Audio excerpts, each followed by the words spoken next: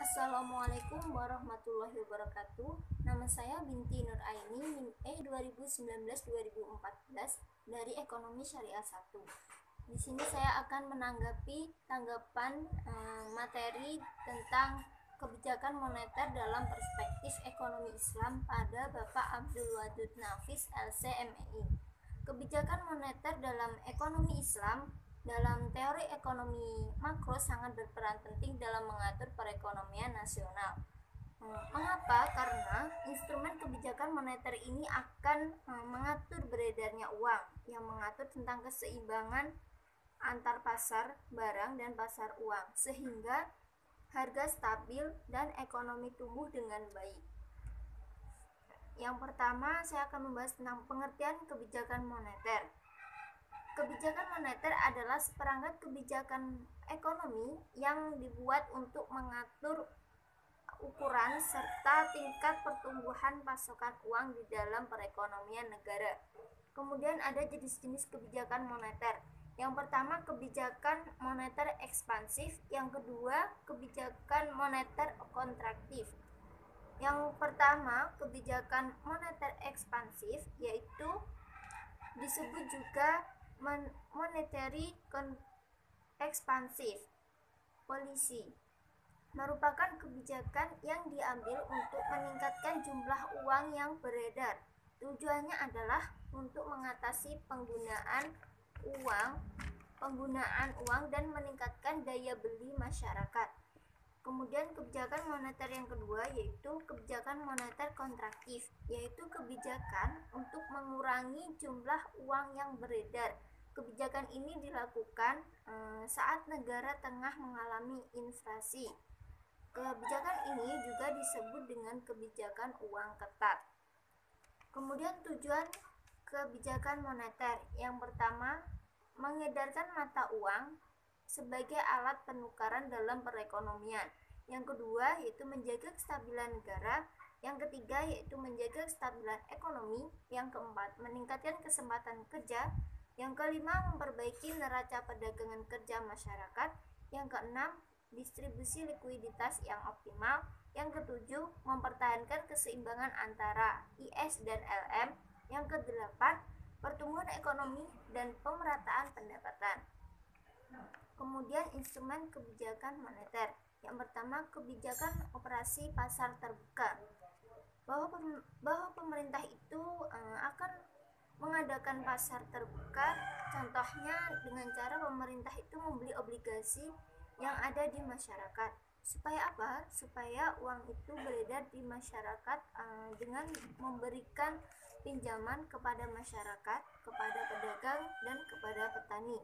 Yang kedua yaitu kebijakan diskonto, yaitu yang harus dilakukan pemerintah, tidak boleh tidak oleh pemerintah, itu harus dilakukan oleh pemerintah. Yang ketiga, kebijakan cadangan kas. Pemerintah akan mengambil kebijakan jika uang itu terlalu sedikit, maka pemerintah akan mengurangi cadangan supaya uang itu banyak yang beredar di masyarakat. Sebaliknya, jika uang itu terlalu banyak beredar di masyarakat, maka pemerintah akan meningkatkan cadangan kas supaya uang yang ada di bank sentral menjadi sedikit yang beredar di masyarakat. Kemudian kebijakan kredit ketat, itu ketika terjadi uang terlalu banyak beredar di masyarakat, maka pemerintah akan melakukan kebijakan untuk memperkecil volume uang yang beredar di masyarakat. Maka pemerintah akan langsung melakukan kebijakan kredit ketat. Kemudian kebijakan dorongan moral, untuk mendorong masyarakat untuk melihat jika uang itu terlalu banyak beredar, maka mendorong masyarakat untuk banyak menyimpan uangnya di bank, dan apabila uang yang beredar sedikit, maka didorong untuk mengambil uangnya di bank. Kemudian penyesuaian tingkat suku bunga.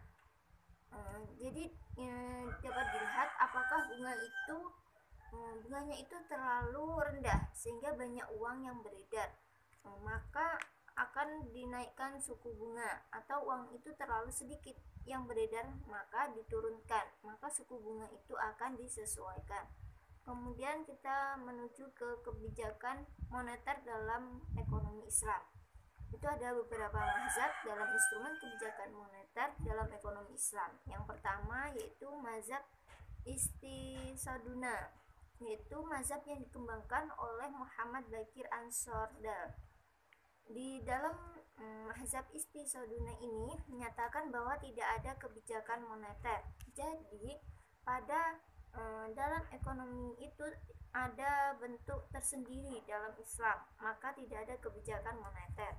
Karena sistem perbankan hampir tidak ada dan penggunaan uang sangat minim, tidak ada alat yang memadai untuk melakukan perubahan-perubahan terhadap tawaran akan melalui istisioner.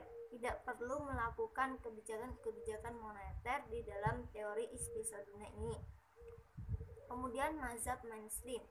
Mazhab ini menyatakan bahwa kebijakan moneter pemerintah adalah maksimalisasi alokasi sumber daya untuk kegiatan ekonomi produktif, melarang praktik penumpukan uang karena membuat uang tersebut tidak memberikan manfaat terhadap peningkatan kesejahteraan masyarakat.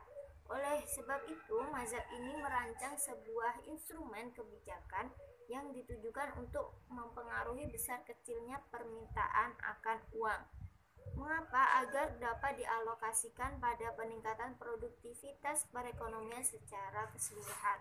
Kemudian ada instrumen kebijakan moneter dalam ekonomi Islam, yaitu yang pertama misbatul ihtiyati, yaitu pemerintah akan melakukan langkah-langkah strategis dalam persentase uang cadangan di bank sentral. Kemudian yang kedua iknaul al-ma'i, yang ketiga misbatul ifrad, yang keempat yaitu fi'adul samatan, yang kelima yaitu asyuhud al-islamiyah, yang keenam ismarujal hukumi, yang ketujuh adatul taksir. Sekian dari tanggapan saya mengenai kebijakan moneter dalam perspektif ekonomi Islam pada Bapak Abdul Wadud Nafis SLMI. Mohon maaf bila ada salah. Wassalamualaikum warahmatullahi wabarakatuh.